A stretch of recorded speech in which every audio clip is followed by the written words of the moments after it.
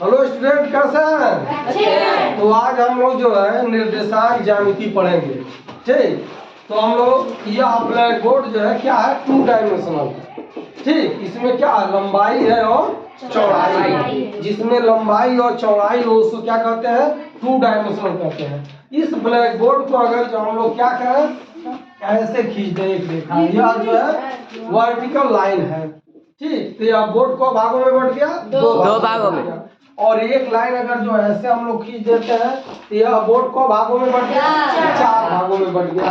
अब इसको हम लोग अगर जो x से डिनोट करते हैं और इसको x डैश से, तो अगर इस वाले भाग को हम लोग y से डिनोट करते हैं तो इस वाले भाग को क्या करेंगे, y डैश।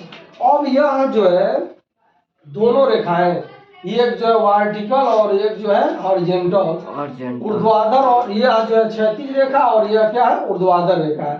तो ऊर्ध्वाधर और क्षैतिज जिस दोनों रेखाएं जिस बिंदु पर मिलती हैं उस बिंदु को क्या कहते हैं, मूल बिंदु कहते हैं। मूल बिंदु। और इसको O से डिनोट करते हैं और इसको अंग्रेजी में बोलते हैं ओरिजिन।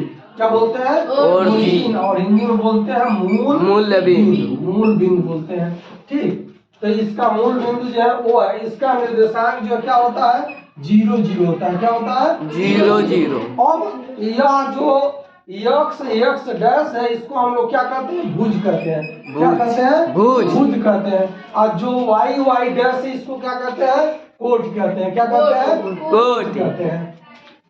तो इस प्रकार निर्देशांक बराबर क्या हो जाता है, निर्देशांक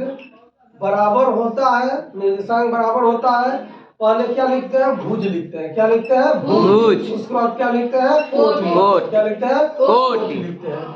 तो निर्देशांक बराबर होता है भुज और कोट। तो अब हम लोग क्या करते हैं, यहाँ पर जो दोनों रेखाएं काट रही है मूल बिंदु हो गया। अब इस साइड में जाते हैं तो यह दूरी क्या होती है, धनात्मक होती है। धनात्मक दूरी धनात्मक है, इधर की दूरी क्या हो जाएगी, ऋणात्मक हो जाएगी। ऊपर की दूरी धनात्मक होती है तो नीचे की दूरी क्या हो जाएगी, ऋणात्मक हो जाएगी। अब यह 4 भागों में बट गया है, इसको बोलते हैं प्रथम चतुर्थांश। क्या बोलते हैं, प्रथम चतुर्थांश बोलते हैं। और इसको क्या बोलते हैं, द्वितीय चतुर्थांश बोलते हैं। इसको क्या बोलते हैं, तृतीय चतुर्थांश बोलते हैं। और इसको क्या बोलते हैं, चतुर्थ चतुर्थांश बोलते हैं। क्या बोलते हैं, चतुर्थ चतुर्थांश बोलते हैं। अब अगर इसका हम लोग चिन्ह प्राप्त करना चाहे, निर्देशांक में इसका चिन्ह क्या होता है, तो क्या हो जाएगा, निर्देशांक बराबर हो जाएगा भुज और कोट।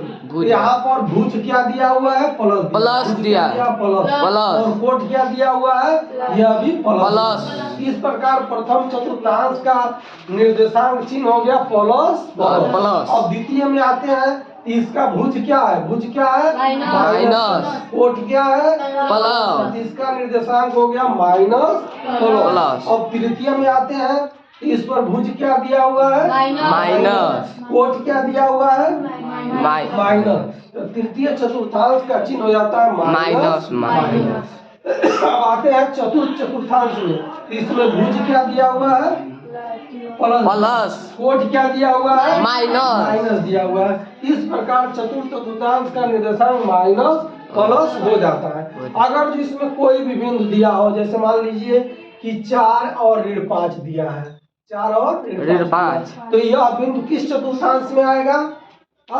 तो सबसे पहले चिन्ह देखेंगे, चिन्ह क्या है, प्लस और माइनस। तो किस में आ जाएगा, चतुर्थांश में। चतुर्थ चतुर्थांश में आ गया या तो चतुर्थ चतुर्थांश में आ गया। तो x पर 4 अंक चलेंगे, मान लीजिए 1 2 3 4।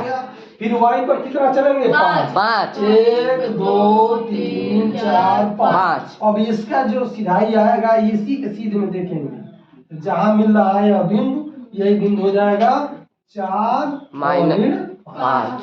इस प्रकार जो है कोई भी बिंदु हो तो आप लोग पता कर सकते हैं कि किस चतुर्थांश में स्थित है। समझ में आ गया।